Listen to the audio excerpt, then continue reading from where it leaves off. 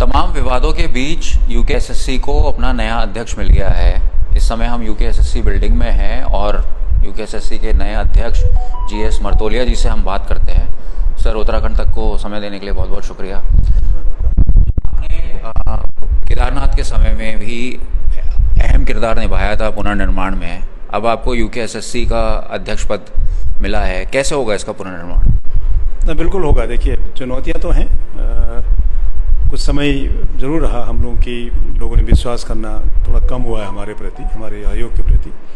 मेरी पहली प्राथमिकता यही होगी कि इस विश्वास को दोबारा लोगों में हो, SSSC के फेवर में।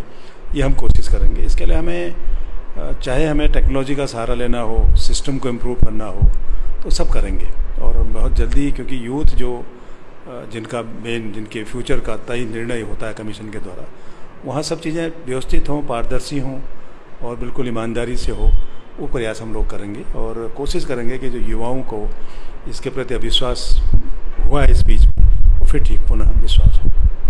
आप एक तेज तर्रार आईपीएस के रूप में, अधिकारी के रूप में भी जाने जाते हैं और आपको पता है कि किस तरीके से इन्वेस्टिगेशन चल रही है। जहां एक तरफ पेपर लीक की भी इन्वेस्टिगेशन चल रही है, उसके अलावा जो चयनित अभ्यर्थी हैं वो इस समय पसोपेश में है, असमंजस में है कि उनके साथ क्या होगा।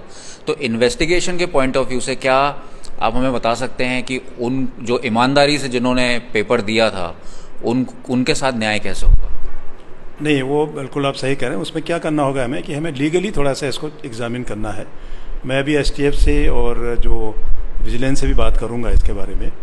उसके बाद जो बिल्कुल जिनमें कोई प्रॉब्लम नहीं है उसमें क्या करना है, क्योंकि इसमें कई समय पर माननीय उच्चतम न्यायालय, उच्च न्यायालय के जजमेंट भी हुए हैं, उनको एक बार एग्जामिन करना होगा, ताकि अगर रिजल्ट निकालते भी हैं तो उसमें फर्दर कोई कॉम्प्लिकेशंस न हो, लीगल कॉम्प्लिकेशंस न हो और दोबारा इस तरह की प्रॉब्लम न हो।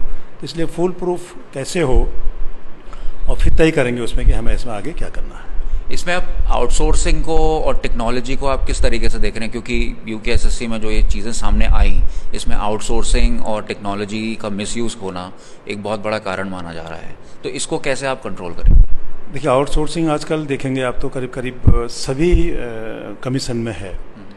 देखिए, इतने सिविल सर्विस के एग्ज़ाम होते हैं, PCS के एग्ज़ाम होते हैं, नीट के एग्ज़ाम होते हैं, और जो तमाम इंजीनियरिंग के एग्ज़ाम होते हैं, सब तो टेक्नोलॉजी से तो हो रहे हैं। और हम इस पर ज़रूर कोशिश करेंगे कि IIT वालों से हम संपर्क करें, विशेषज्ञों से बात करें और एक फुल प्रूफ सिस्टम बनाएं जिससे लीकेज ना हो।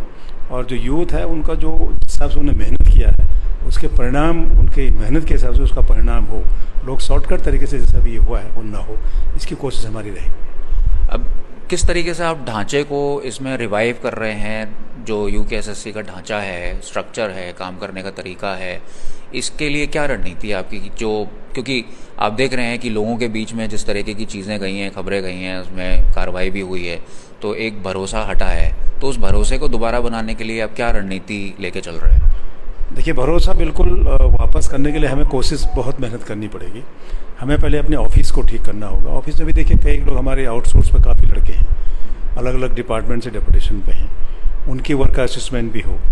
और एक जो हमारे अपने कर्मचारी हैं उन पर भी हम लोग देखें उनका क्या कार्यकुशलता है, कैसे कार्य कर रहे हैं। फिर कार्मिकों का मैन और टेक्नोलॉजी दोनों का एक ऐसा कोऑर्डिनेशन हो जिसमें इस सब तरह की लीकेज, इस तरह की चीज़ें ना हो, वो कोशिश हम लोग करेंगे। इसमें विशेषज्ञों की राय भी लेने का मेरा विचार है और बहुत जल्दी इस पर हम लोग काम शुरू करेंगे।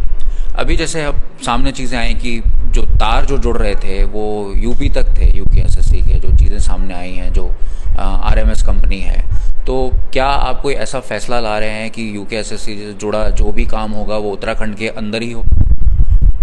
ऐसा भी बहुत जरूरी नहीं कि उत्तराखंड से ही हो, लेकिन जो भी हो और वो ऐसा हो कि जिसके इंटीग्रिटी पर कोई डाउट न हो, ऐसा एजेंसी हो। उत्तराखंड का हो तो बहुत अच्छा है। और ऐसा हम कहीं से भी लें, अगर वो चाहे उत्तराखंड से लें, अगर उनके लोग अच्छे नहीं हैं, उनके कर्मचारी क्या है, मतलब हमारा तो ये कहना है कि जिस एजेंसी को आप लें उसके हर आदमी का वेरिफिकेशन भी हम लोग करें कि किस तरह के लोग वहाँ काम करते हैं। कोई भी छोटा सा कर्मचारी इस तरह की सूचना को लीक कर सकता है, जिससे पूरी व्यवस्था हमारी खत्म हो जाती है। देखिए, इतने लोगों का भविष्य अधर्म में अटक गया, दिक्कतें हमको हुई। तो इसलिए मैं कह रहा हूँ, टेक्नोलॉजी को, सिस्टम को हमें दोनों का एक समन्वय करना पड़ेगा, ताकि इसको हम लोग भविष्य में तो पारदर्शी तरीके से काम हो। एग्ज़ाम्स को लेके आप क्या कोई अभी रूल लेके आ रहे हैं कि जो आगे एग्ज़ाम्स होने चाहिए वो यूकेएसएससी कौन कौन से एग्ज़ाम्स कंडक्ट करेगा, क्योंकि ज़्यादातर एग्ज़ाम्स अब यूकेपीएससी के पास चले गए हैं, तो इसमें यूकेएसएससी का अब कौन कौन से एग्ज़ाम्स कंडक्ट करेगा, कैसे होगा, इस पर कुछ बताइए। नहीं, जो हमारे पब्लिक सर्विस कमीशन को गया है ये तो टेम्प्रेरी फेज़ है, क्योंकि इस बीच जब यूके में जब प्रॉब्लम्स हुई ये ठीक निर्णय था, क्योंकि ये आज की तारीख में हम कोई भी परीक्षा करने की स्थिति में नहीं है, और इतने लोगों का अगर एग्ज़ाम टाइम से हो जाता है जो अभी पब्लिक सर्विस कमीशन करे तो उन बेरोज़गारों के लिए एक अच्छा मौका है। अगर हम करने की कोशिश करते हैं तो ये अगले साल भर 2 साल नहीं कर पाते, क्योंकि हम अभी इंटरनल प्रॉब्लम इतनी ज़्यादा है, काफ़ी लोग इसके रडार पे हैं जिनकी इंक्वायरी जांच हो रही है, तो कोई स्थिति में नहीं था। अच्छा निर्णय है, और हमारा ये कोशिश होगा कि हम अपने काम से, अपने व्यवस्थाओं से ऐसा कुछ माहौल बनाएं, और जब अगली यूपीएससी के बाद जो एग्ज़ाम होंगे जो बचेंगे वो तो करना फाइनली यूकेएस को ही पड़ेगा, लेकिन उसके लिए आपको एक भरोसा कायम करना होगा, तभी ये संभव हो पाएगा। तो भरोसा नहीं कायम करेंगे तो कोई एग्ज़ाम नहीं करा पाएंगे, आप करेंगे तो भी क्वेश्चन होगा। इसलिए हमारी पहली कोशिश है कि फुल प्रूफ सिस्टम हो, मैन आदमी का और टेक्नोलॉजी का बढ़िया समन्वय हो, और हम यूथ को ये भरोसा दिला सकें कि उनका जितनी मेहनत वो करेंगे उसके हिसाब से उसका परिणाम मिलेगा। उसके बहुत से ये शॉर्टकट लोग बीच में आकर के खिलवाड़ नहीं करने देंगे। जब तक ये विश्वास उनको नहीं होगा तब तक ये काम नहीं कर पाएंगे हम लोग। तो हमारी कोशिश होगी बहुत जल्दी इन चीज़ों को हम स्ट्रीमलाइन करें और इनको व्यवस्थित करें और कमीशन के भरोसे को दोबारा वापस कर पाएँ।